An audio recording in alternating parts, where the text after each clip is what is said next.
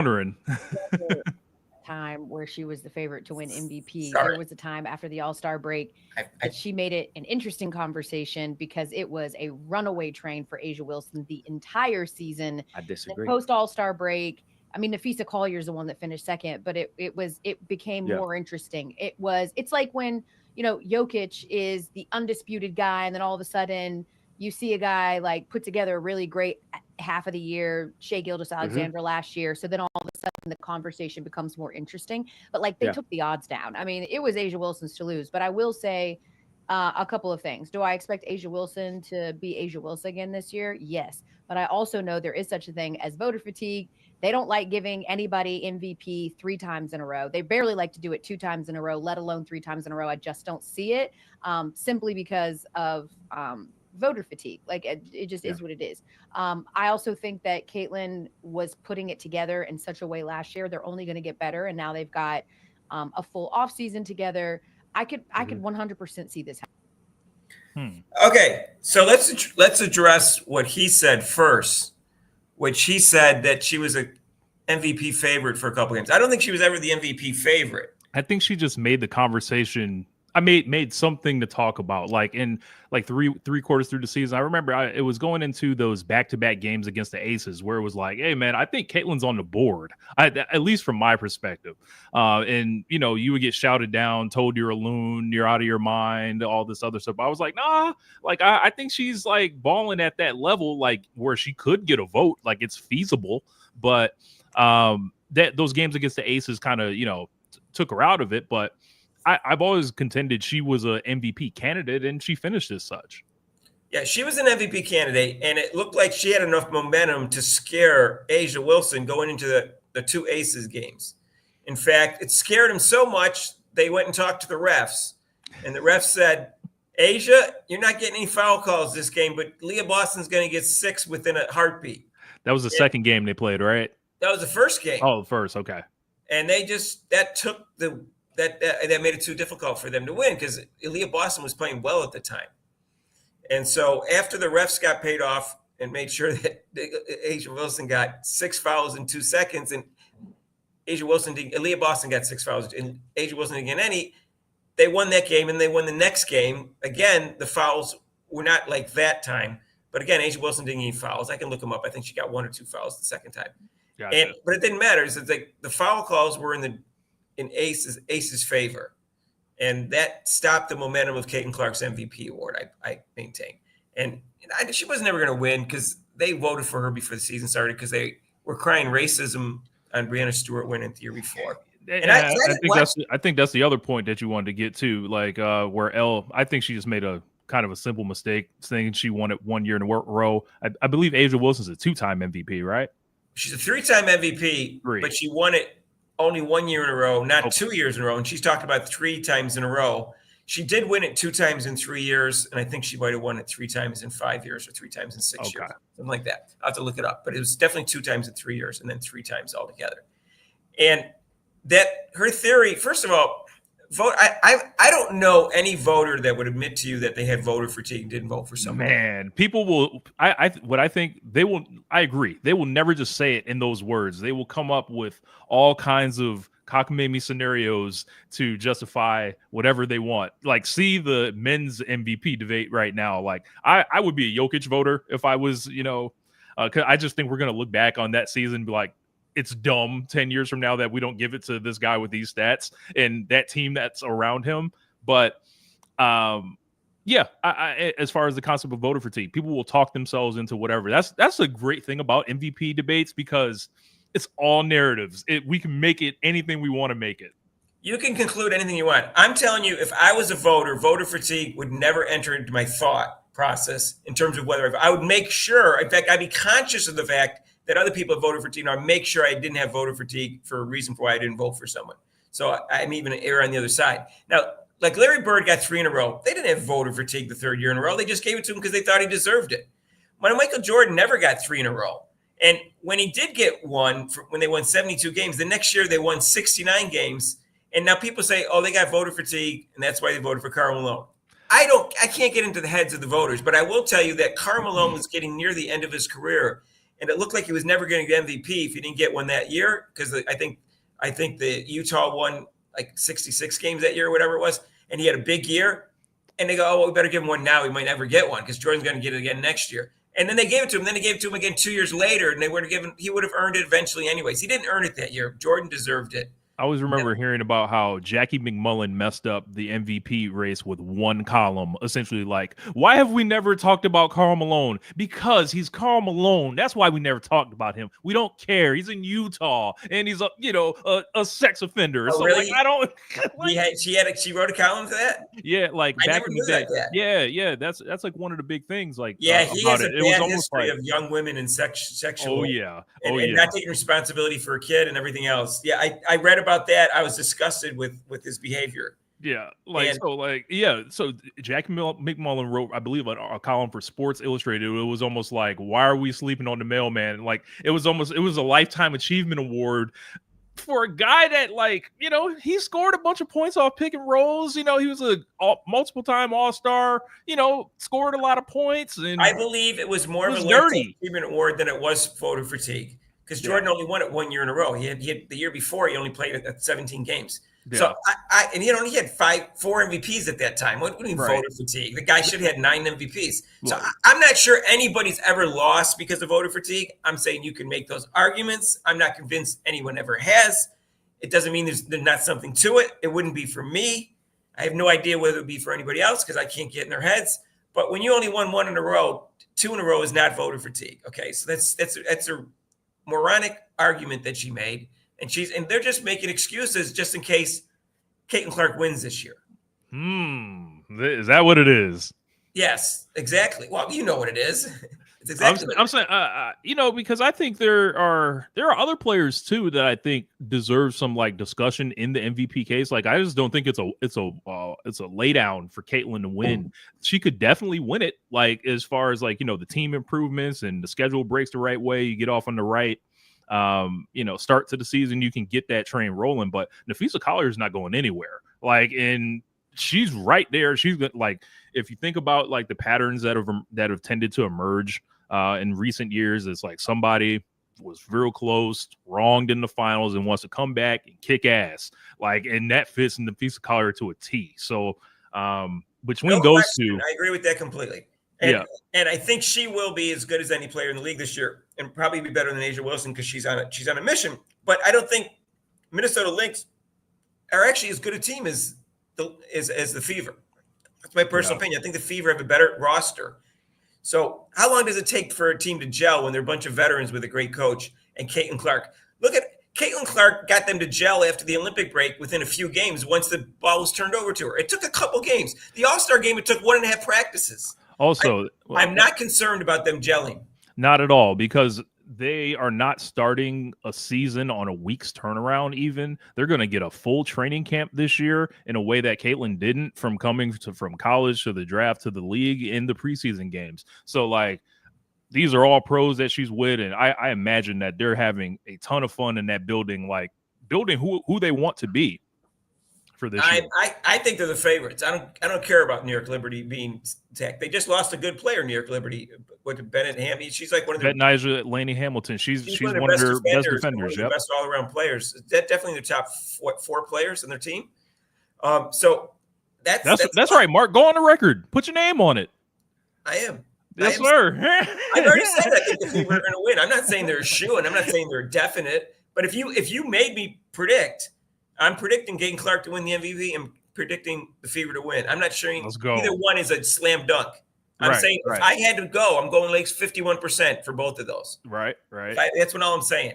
So don't go saying, "Oh, Mark, you guaranteed." I'm not guaranteeing anything, but I'm not afraid to say it, and I think I'd be wrong. I mean, you have a quite different opinion than some of the power ranking people that I saw putting out lists. That was our next conversation coming. Oh, look at that! look at professionals here. So yeah, so I don't know who wrote. I don't know the person that wrote that. They underrated Caitlin Clark personally by saying, "Well, she's still going to be 4th." Like, she was 4th last year. She's going to be way better. There's no way she's still going to be 4th. Even if she doesn't win it, she's not going to be 4th again in the MVP voting. So already she underrated her in that sense, saying she may get MVP the third year. Well, that's what they want. They don't want her to get the second year because that would look too good for her. But they have the Fever 6. Okay, so that's a joke. I'm not saying that it could never happen. I'm saying they were 6 last year, and they're so much better than last year with a coach that is probably worth, given that they're going to play 4 more games this year, she's worth 10 victories herself, given that they're going to play 4 more games this year. That gets them up to 30 wins. I'll say at minimum she's worth 4. Like they should have won. They should have won 25 games last year with that roster with a better coach. So just with her, that they're already up to 30 wins. That's with no additional players. And we're talking about a Fever squad that replaced essentially the entire team around the core.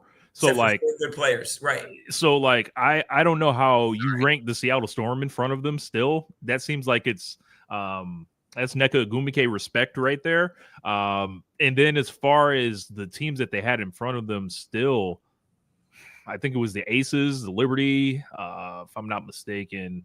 I'd love to see the list. I get the list. I can get the list, but it doesn't matter. If I'm not mistaken, really matter what it is? Does it matter? I don't think you can have Caitlin Clark come back. She's going to be improved. You're going to have all those, upgrades around that and the upgrade of the coach and finish in the same spot. It would be a disaster if they finish 6. I feel like that would be seen as a massive underachievement for this year. 6? No, that would be a disaster. That would be give them so much fuel for Caitlin Clark haters. Yeah. If they don't do if they don't at least make the semis and have one of the top 3 or 4 records in the league, they'll be all over her. Yeah, and I think they're going to be all over her if she doesn't win a championship and an MVP. They're the standard. The standards are unreal, brother. Like, I made a video the past week where I was looking at the history of the MVP award in this league, and it was basically like anyone but a guard, right? Anyone but a guard. I want to say only a couple guards have ever won it, and I was trying to see how fast they would give someone an MVP, and I believe the third year we got some predictions here. Oh man, Pete, Shannon Sharpe's sleeping with kids again. I thought that was Karl Malone. I didn't know Shannon Sharpe was sleeping with kids. Pete, right. put the drink down, Pete. Right. But damn, I lost my train of thought. Sorry. Yeah. No, it's all good. The third year has been the earliest someone's ever won that particular award, and I believe it was. I saw your video. Yeah, I appreciate it. I made a comment. Yeah, and it's just like it would be ahead of schedule for Caitlin to do it, but I mean that seems to be the story of Caitlin Clark's career, doing ahead of schedule except for Candace Parker, right? Yeah, except for Candace Parker. Yep. Yeah, everyone's third or more except for Candace. Yeah, Parker. Excuse me. Yes, I'm glad you brought that up. I threw her to the side because of the fan voting and yeah, it was 25% fan voting. I'm not convinced she wouldn't have won anyways. Yeah. But Convo Carter did analysis on Timpson, worth a watch. She's flawed. Of course she's flawed. She's the 19th pick in the draft. I know she looks really good in some of the highlights, and she does have great wingspan and size. But there's a reason she didn't become first or second or third team All-American. That's why she's the 19th pick in the draft. That doesn't mean she's not going to be a really good player or make the Fever. People are really, really excited about her. She's barely going to get any playing time. Yeah. So I wouldn't get too excited. But I'm not saying she won't be a real good player, but I'm saying, she is not a great player, but she's a very good player, and I think she'll make the team. Yeah, there's got to be something that caused her to slide like that, like whether it was the profile of Florida State and women's basketball being just so traditional to where like people were locked into these rankings, like they can never change, and she could never scale above the people above her due to platform. But I'm looking forward to seeing, what her career looks like if she makes the team. Yeah, well, I think she's going to be the one that makes the team, but I haven't seen this other one from Europe who's in basically the same position as her play before, so I have no idea. So yeah. I'm just guessing that they seem pretty high on her. Overestimating Stephanie White, we'll find out. I know she was coach of the year. The one when the team went down a little bit, she lost. Who did she lose? She lost. Who's the center for New York? Jonquel Jones. Yeah, she lost Jacqueline. The team lost Jacqueline Jones. She went to that team. That's why they didn't do quite as well as the year before. So to people, I saw some criticism on that. I go, she lost Jacqueline Jones. What do you get? Yeah. Paige will win MVP. I agree with that. Paige will Shout out Burrow. will be an all-star. I will say that. And so I actually I did a story. women's fantasy draft. I have never played that before. I was like, I'll do an auction draft. I picked Paige up in like I did an auction draft. I paid like $96 for Caitlin Clark because you can blow me out. So oh man, don't do that, Mark. Don't do that, Mark. No, the other Mark Barnum. Don't do that. Mark, good thing you spelled your name with a C. All right. But I do think Paige is going to be good. Pete has no confidence in the Fever. Going to be 4th seed, losing the semis. All right. I'm going to say they're the 1st seed and they win. There you go. So you can call me wrong at the end of the year. Now, Rich, I did do a thing on Monday night, and I went over the MVP voting from the year before. And I think it was, I'd say it was 13 people. I think 54 out of 67 people voted for Caitlin Clark in 3rd, 4th, or 5th position. That's 13 people I think were clearly wrong. And 3 of them voted for people that I think definitely showed they weren't voting for Caitlin Clark on purpose, because they didn't vote. One person voted for in 4th place for an MVP voting was Angel Reese. I remember that, and I was before. I'm like, there's no way that's a Caitlin Clark voter as well. Right. She didn't keep Caitlin Clark in vote in the top 5 too. Yeah. She was the one that voted for them for her MVP for Rookie of the Year. Obviously, it's the same voter because it's the same 67 voters, is my understanding.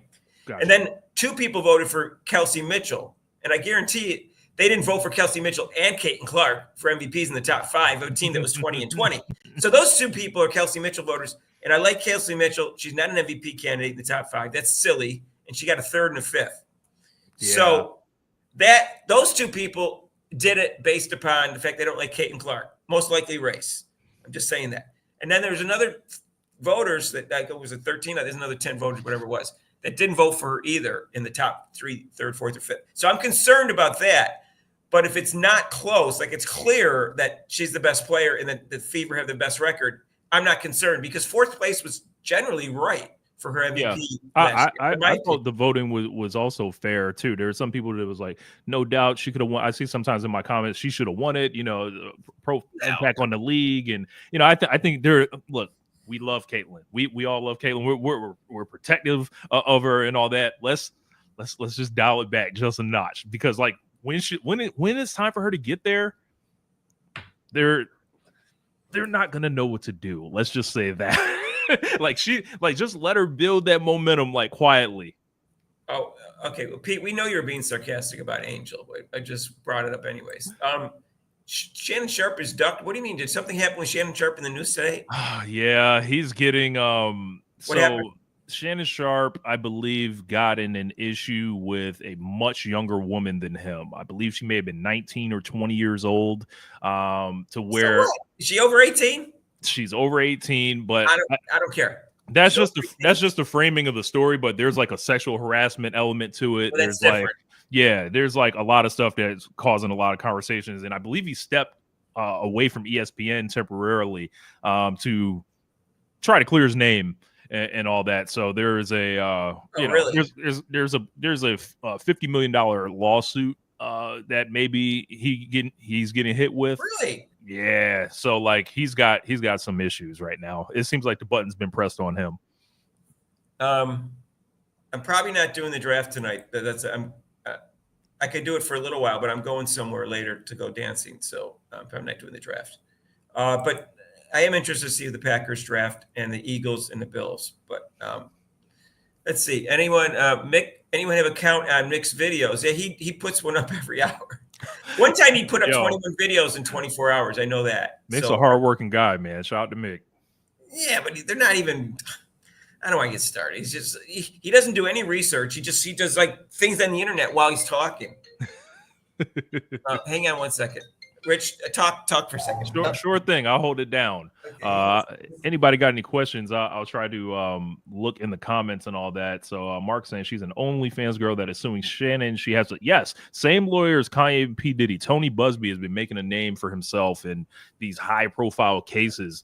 I'm a pretty big Jay-Z fan, and I immediately was skeptical of some of the stuff that was being alleged, because a lot of this stuff is like public kind of record. Like you can find out where someone was on a particular day pretty easily. So the whole BuzzMe thing with Jay-Z was like the day of the 2001 VMAs. I remember watching that when I was a kid. And I remember Jay-Z performed with a jersey on in Times Square and all that. And a lot of the stuff just didn't add up. And he ended up getting his name cleared on all that. The Diddy stuff is a little different because that's involving the feds and all that. So once they're involved, you got to kind of, you kind of got to wait it out. This Shannon thing is bad. Like, because it looked like he tried to make this go away earlier in the year from what I'm gathering. Like he tried to pay $10 million to get out of it. If you want to pay to get out of it, it seems like something's up, in my opinion. But we will see, however it plays out. Him going away from ESPN right now, I think, is for the best, because you're just going to have to answer distracting questions about it. I believe Stephen A. Smith, addressed it as well on his platform. And he just looked shook. Like he didn't know what to do. Shannon's his man, obviously, but ESPN is his boss. And he's kind of, he brought Shannon in. So it's a tough kind of situation. Yes, Benjamin Crump makes a name following those certain types of lawsuits also. Yes, I believe I've heard that name as well before. Yeah, it's tough, man, with all that. So, but back to the MVP race and all that. I talked about Shannon while you were gone, Mark, but I was going to say, I was going to say back to the MVP race and all that. I think that, going forward, she's going to be like, statistically, she's going to obviously do great. So I'm not worried about the numbers. Yeah. I'm more worried about her impact on the game as they play. Yeah. I already say what our numbers were going to be. I'll repeat them if people want me to, but I've already said them a couple times. But I'm not worried about the numbers. Are they winning? And if she's got pretty good numbers, and is she making everyone else better? That's what I'm worried about. Is her defense improving? Is she cutting down on the turnovers, not certain types of turnovers, but the other types of turnovers? And that's all I'm worried about. That's for me.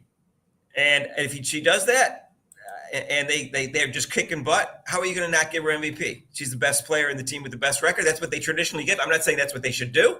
That's what they do in the NBA a lot. So I'm not, we'll see what happens. The numbers, the numbers are bad. Like she's shooting poorly and she has a bunch of turnovers and not assists. Yeah, that's different. I'm talking about like she doesn't need to score a ton of points for her to be MVP.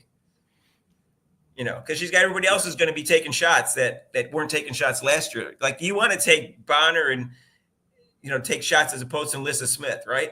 Yeah, definitely. Like if you're coming off a screen, you want to give to somebody people. Downhill. I think I'll take DeWanna Bonner.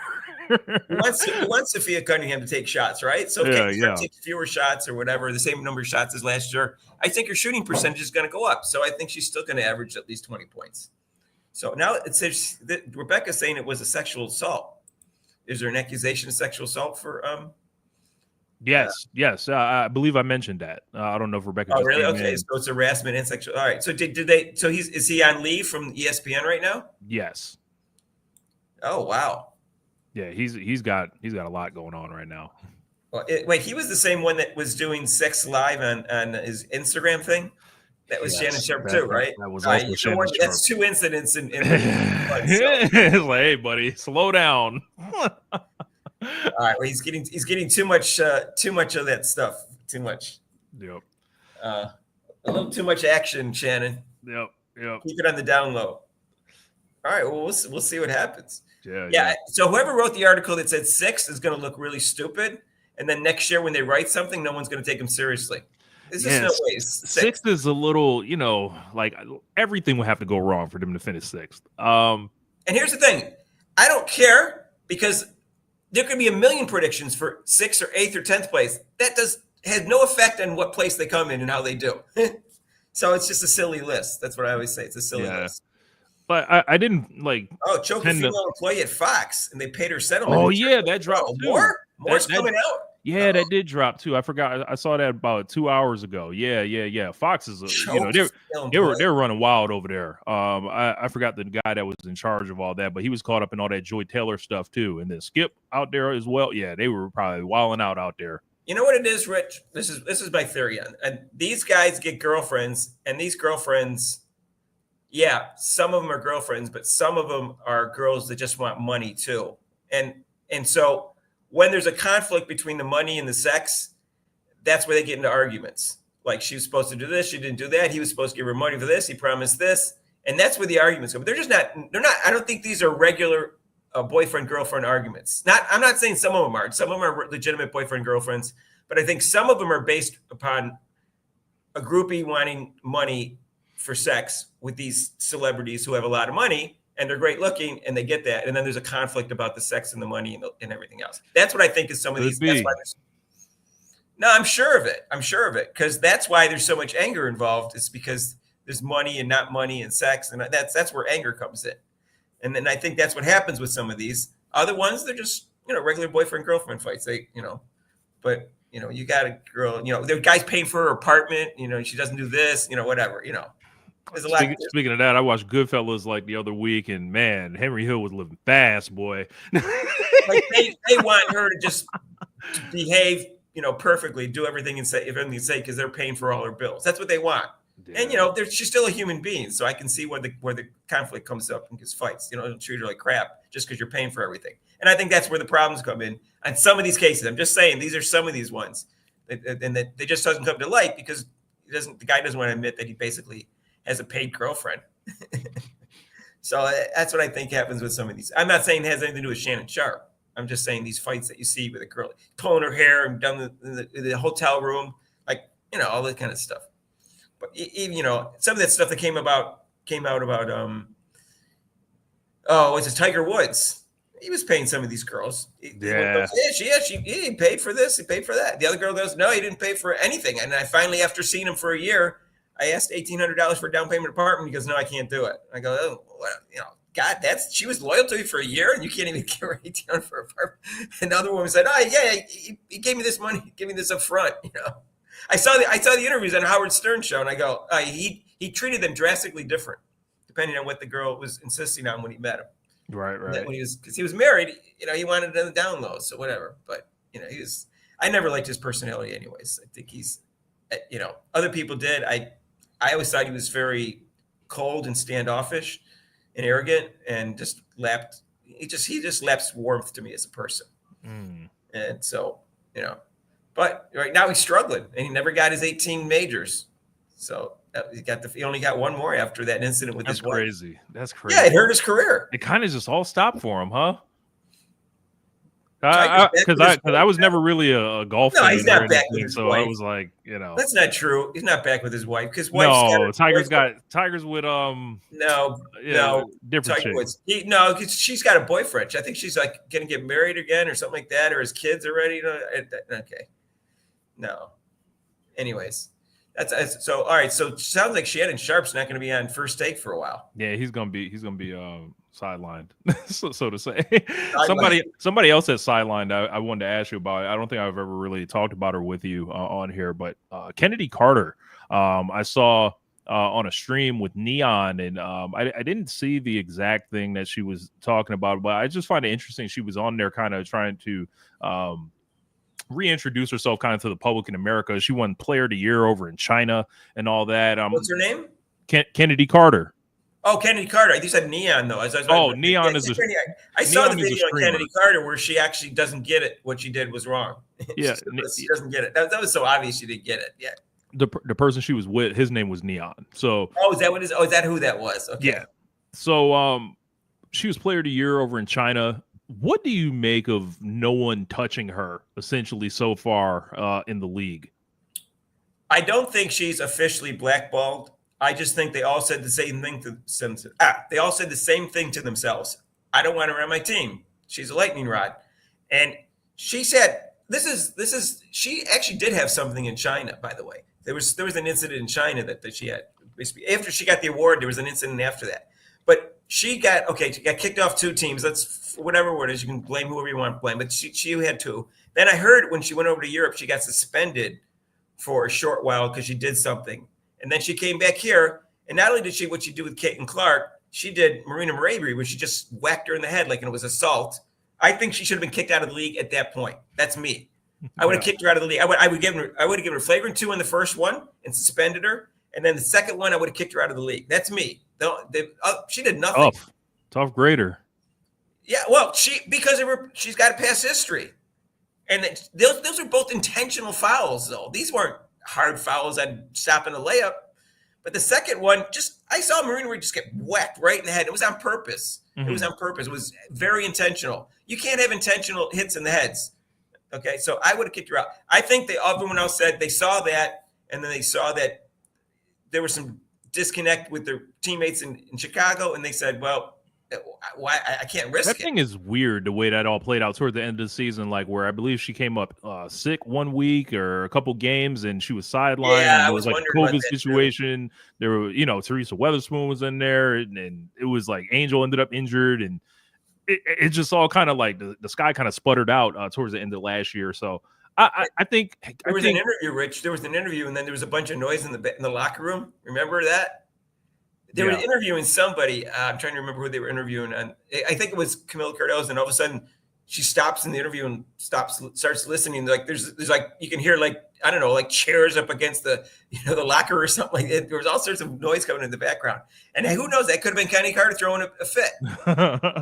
I'm a sucker for talent. So like I've always feel like if I was a coach, I would always be trying to reel a tough player in. Like the talent is too hard or too large for Kennedy for me. I feel like someone in the league, I feel like someone in the league needs to look around and be like, yo, she's a bucket at the end of the day. And if she was not as good of a player as she is, and I know you do what you want when you're popping. Rules are not different or the same for everyone else. Like this is a player that can put numbers on the board. So, do I think she should necessarily just be like thrown to the side forever? No, personally. And I think that she eventually will get a shot somewhere. I just wonder like kind of what would be the best home for her.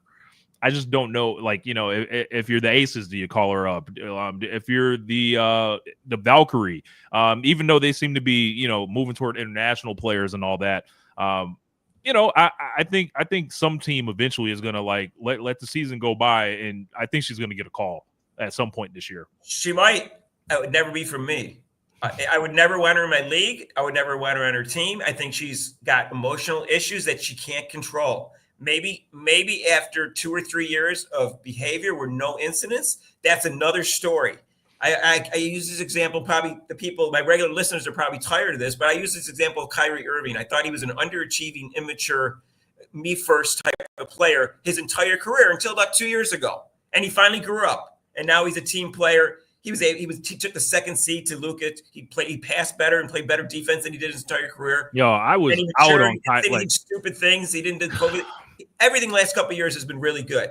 Now, would you have him on your team? Yeah, I would probably have him on my team now. Yeah. Would I have him on my team before 2 years ago? No, I wouldn't want him on my team. I thought he was a cancer. So I've gone back and forth on Kyrie his whole career because I loved him at Duke, and then he came in the league, and he's on a horrible team, and I still liked him. I was like, this guy's awesome. He's playing with bums, and then LeBron came back to him, and then he got put in a role kind of where he wasn't comfortable, but balled anyway, and they ended up winning the title, and then he just looked around and was like, I don't want to be at the whims of LeBron James, and people hated him for it. Like, and then he got his own team in the Celtics. I still love Kyrie then, and then the whole thing in the Nets just like soured me on him. You mentioned all this stuff. He got signed. He started talking about how he was going to be the coach, the assistant coach. Like the flat earth stuff. I was like, all right, man, we somewhere else with it. Like, and then we're going to be the coach. We're going to be the coaches. We're going to coach this team. And Steve Nash, the floor guy, is already a little concerned the fact that he's never been a head coach before. He's already worried about his authoritative power over players, and these guys are undermining him before he even coaches his first game. So like ridiculous. I'm usually very pro player, but man, I read that book by Matt O'Sullivan chronicling what the Nets did. I've never heard of an organization bending over more backwards than they have for stars like they did for Kevin Durant, Kyrie Irving, and stuff like that. Just insane stories. Yeah, insane stories. And this is the same ownership group as the Liberty. Basil, do you know that she got kicked off her team? I heard she was suspended in Turkey, but I never heard she was kicked off. Maybe I should research this on ChatGPT and see if I can come up with something. Because I'd heard that before. I'm sorry, I didn't. Yeah, no, you're all good. But they're the same ownership group as the Liberty, so this is good ownership that Joe Tsai and all in Clear Woo, like they will invest in the facilities. They will make it a first class experience for the athletes. So like what they did over there in Brooklyn, like what about Jermaine Green? Let me say Jermaine Green. I will say that if David Stern was the commissioner during Draymond Green's career, I think things would be different. I think he would had more suspensions and more problems with the league than it is with Adam Silver. That's my personal opinion. I think they've given him a lot of chances. And when he got suspended for kicking guys in the nuts and hitting them in the nuts, that was like the third or fourth time he did it. It probably should have happened before that. I agree with you, Vonda. Like, but Draymond is like, he's a time bomb, and it's like it's amazing that it seems like it's gone so far with him. The nuts thing is like the third thing on the list for him. It's like the choking incident with Rudy Gobert, the punching your teammate in practice, which is like completely inexcusable in my book. I've heard of teammates fighting. I've been on teams where I wanted to fight with a teammate before, and eventually you're not going to take it. But this was clearly a power imbalance thing. This was jealousy over the contracts. Like there was a lot that went into this, and Draymond Green wanted to, hold himself up as the leader guy and all that. Nah, man, like that's not how you usher up the little homies, as we would say. Like that ain't how you would handle like the young guys or whatever that are, trying to find their way in the league. But this is what happens with players that are headed towards this, the middle to the end of their career, still want that contract that they're looking for, and see someone else walk in the door and get it, and be like, what did that guy do that I didn't do? It was the Warriors are so fascinating. Some expansion team will pick up Carl. Okay, so this year there's only one expansion team. Next year there'll be three, which is, like I said, bizarre. I've criticized this 100 times. I don't think the Valkyries will be the team to Valkyries do it. will not take her in a million years. I can tell by the organization in terms of how they're talking. Like next year, I don't know. If I was a new organization, I wouldn't need that locker room. I'm not going to win a championship anyways the first few years. Why would I want a locker room cancer? Now, like I said, if she goes over and plays somewhere else for a couple of years and has zero incidents, that's another story. I think she's got severe emotional problems that she has real trouble containing, and I don't see it ending in the near future. But man, she might be found money for somebody. How old is she? One what day. Is she? I don't know. I think she's only like 25, 26. If I'm not very old. So, I mean, if she's 28 or 30 and she changes, she's 26 years old. So like there's no way that I'm throwing this talented a scorer away at 26 years old. There's no way. Well, she needs a 3-point shot. I think she'd be a more deadly player with a 3-point shot, because now you have to honor that. Now she blows by even more. You're right. Like, because people can't stay in front of her. They can't stay in front of her. So like, I don't know if she's a good team or a bad team, good stats player. But she was on the Sky. The Sky was a trash fire. Like, who was she going to pass to? Right.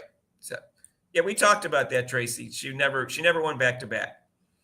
She won it 1 year ago, 3 years ago, 5 years ago. She won it 3 times in 5 years. And neither is Brianna Stewart. She's won it only twice in her, she missed a year because she got injured. I found that fan-sided list that you're talking about. Looks like a different person wrote it than that other list. It was a lady that wrote the first list. It's a guy, I believe, named Justin Carter.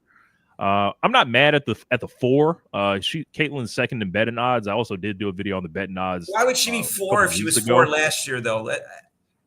You know what I'm saying? Yeah, they've got.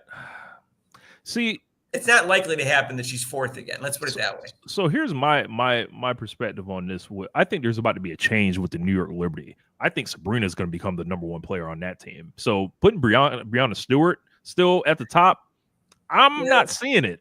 I don't know what happened. She didn't look good in Unrivaled. I didn't watch. And then she looked really bad in the one-on-one thing, which is different than obviously. I don't think it's a knee operation, but they said she's going to be there when camp starts. So the knee operation was minor.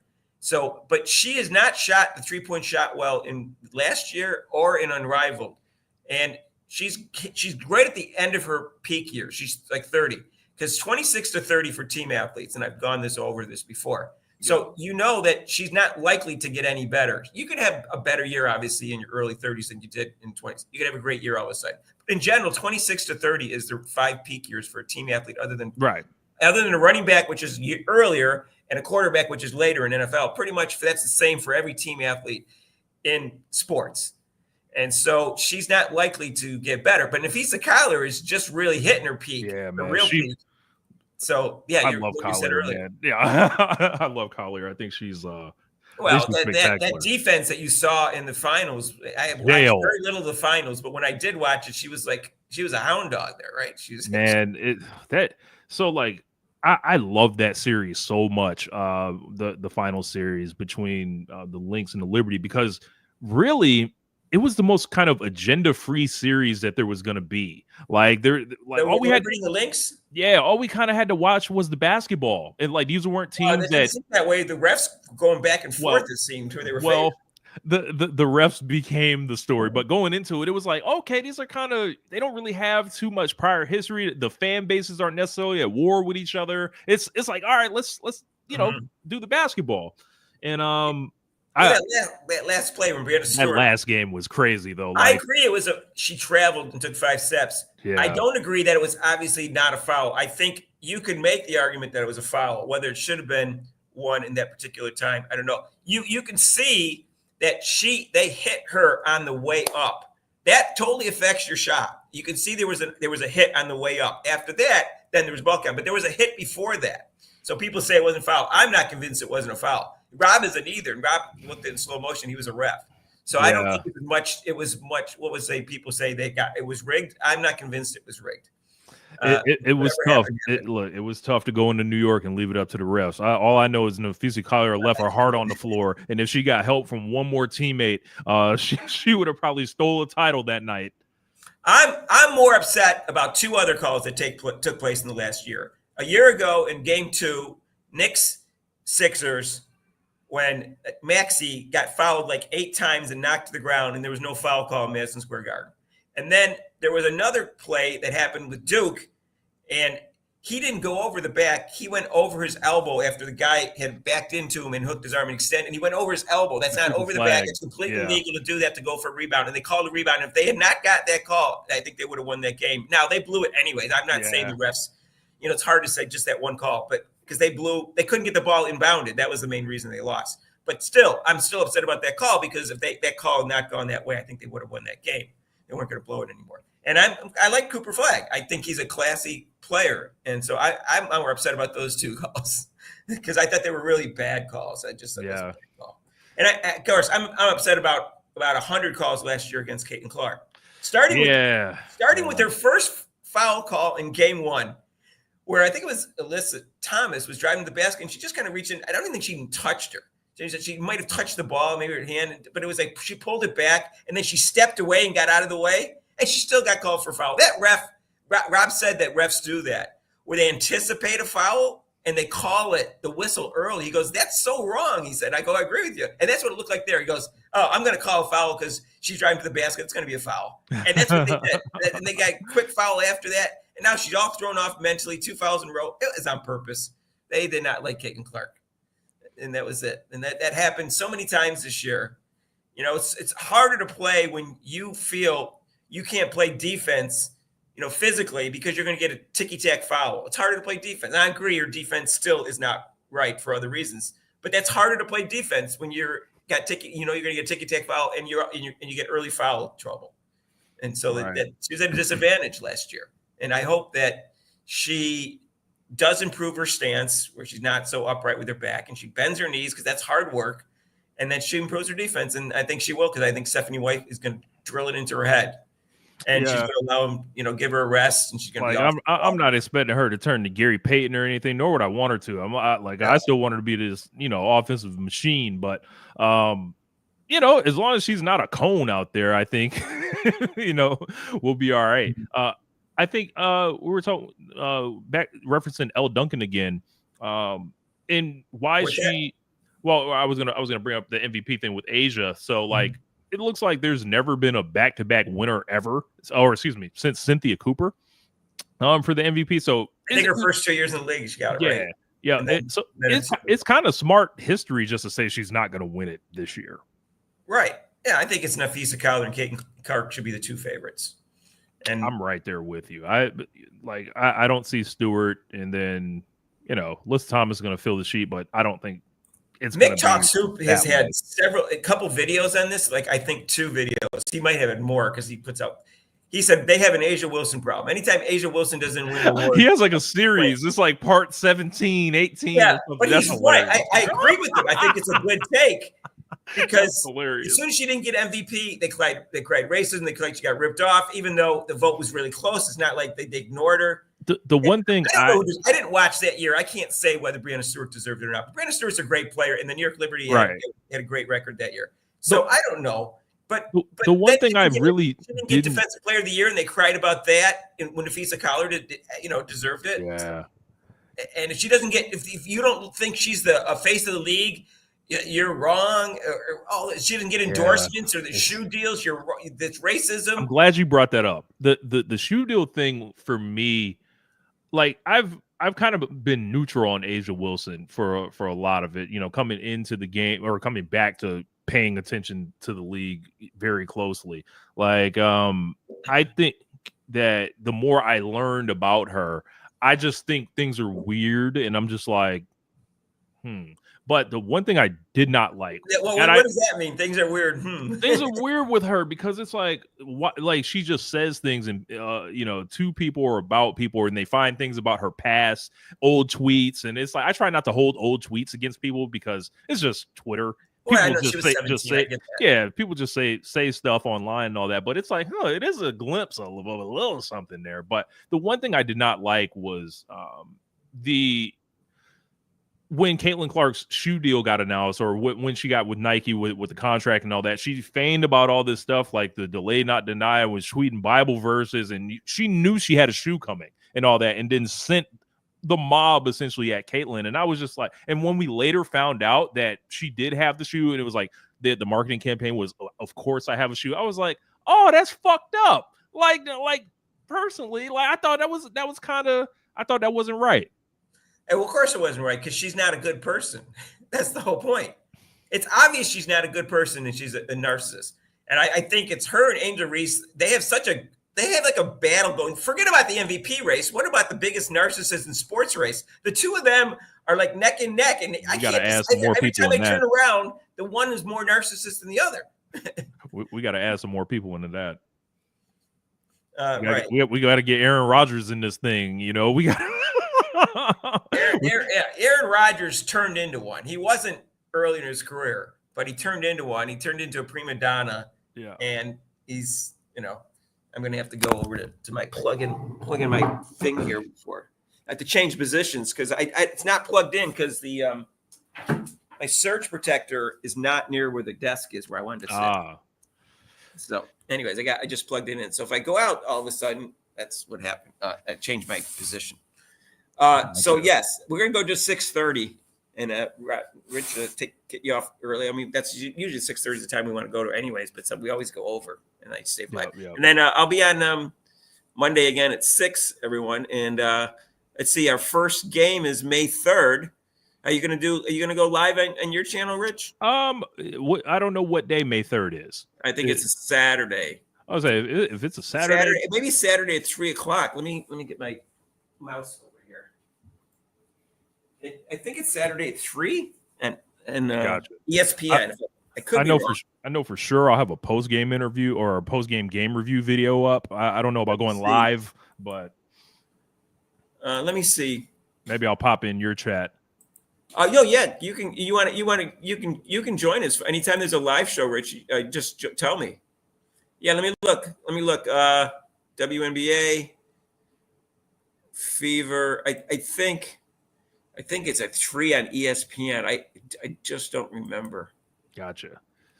They have May 3rd, and then they play 2 games in a row, and then they don't play again for a week, and then they start the season after that.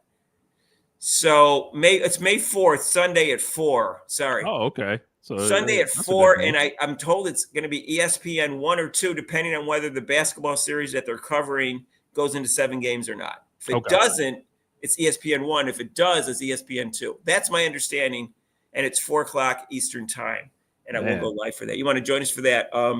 Tell me, and I'll just send you a link, and you can just join us. That'd be cool if you join us for that. Yeah. We haven't had a guest on a live gig before. That'd be cool.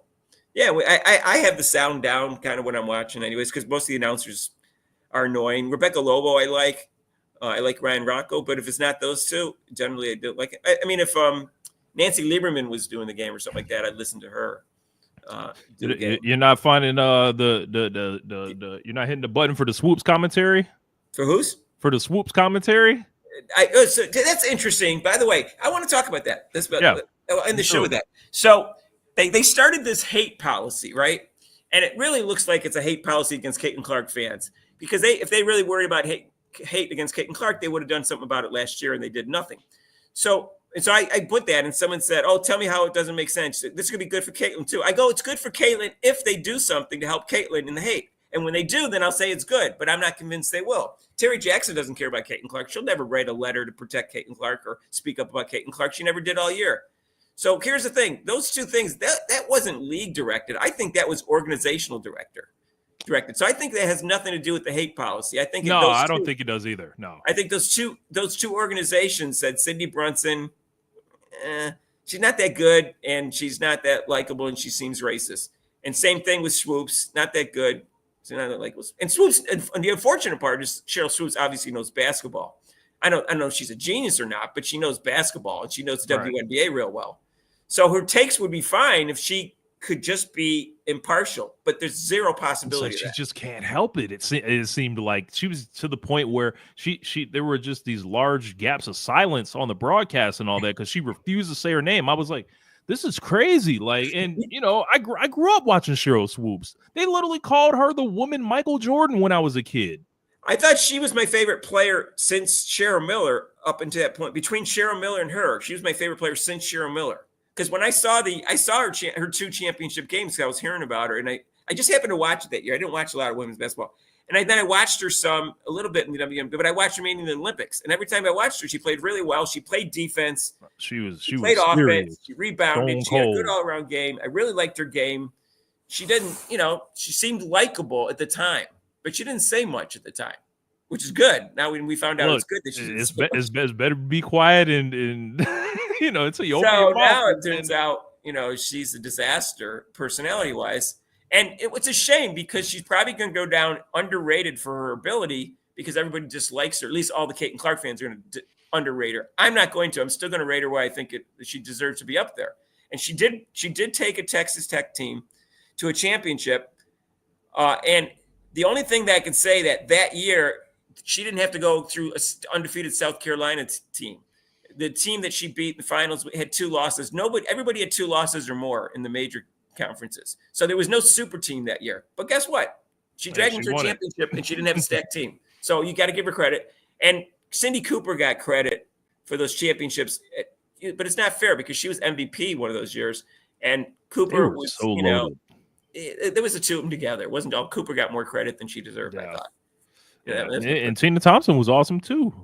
Yeah, they had a stacked team. Yeah, that was the thing. Cynthia Cooper went over to Europe and played. So when the league started, she had an advantage over a lot of other people. Yeah, she was already she was a boss. I remember.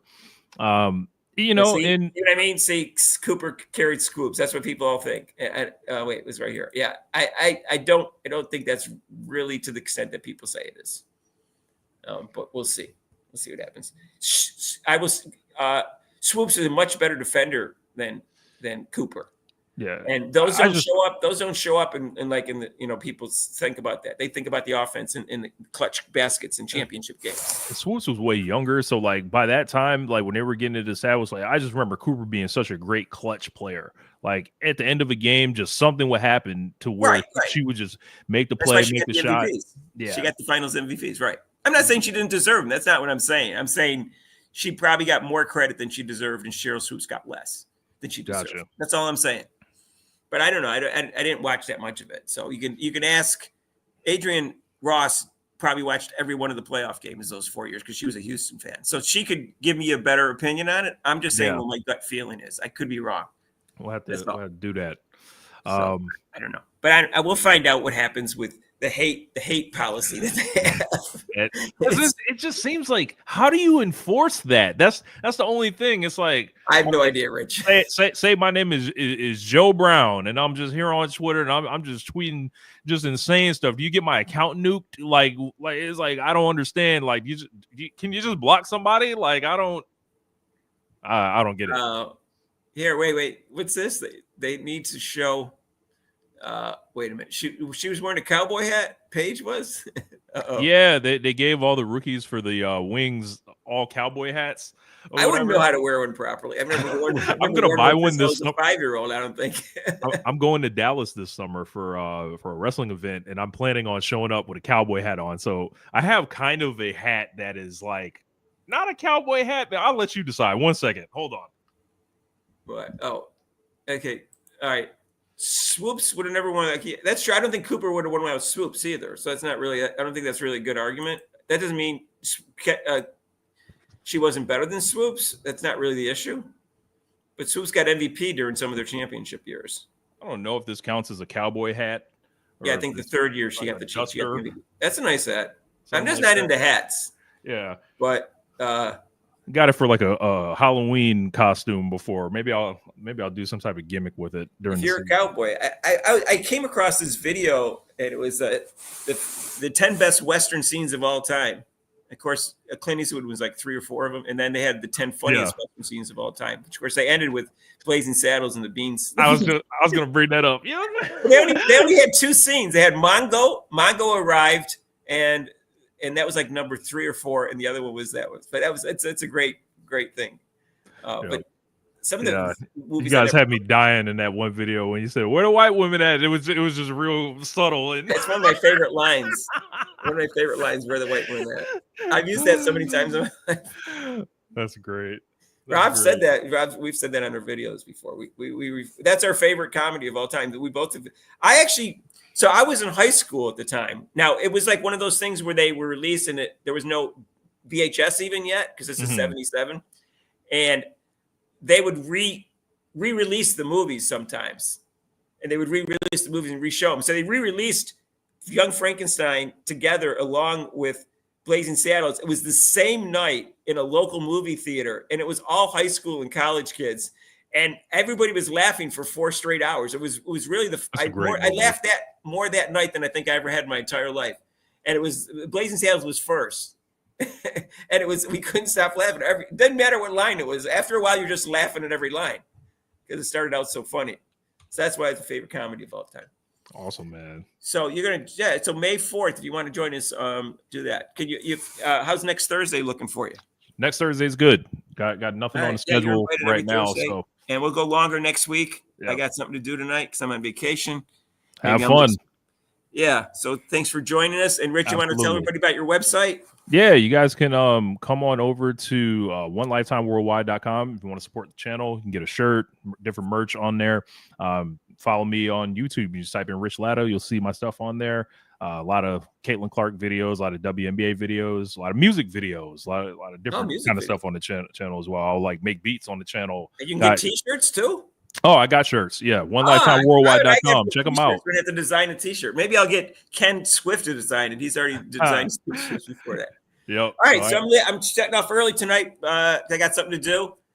And next Monday at 6, we'll go live. And Rich will be here next week. And hopefully he's going to join us on May 4th. And we'll see everyone later. Peace, y'all. Take care. Bye. Thanks, Rich. See you, Mark.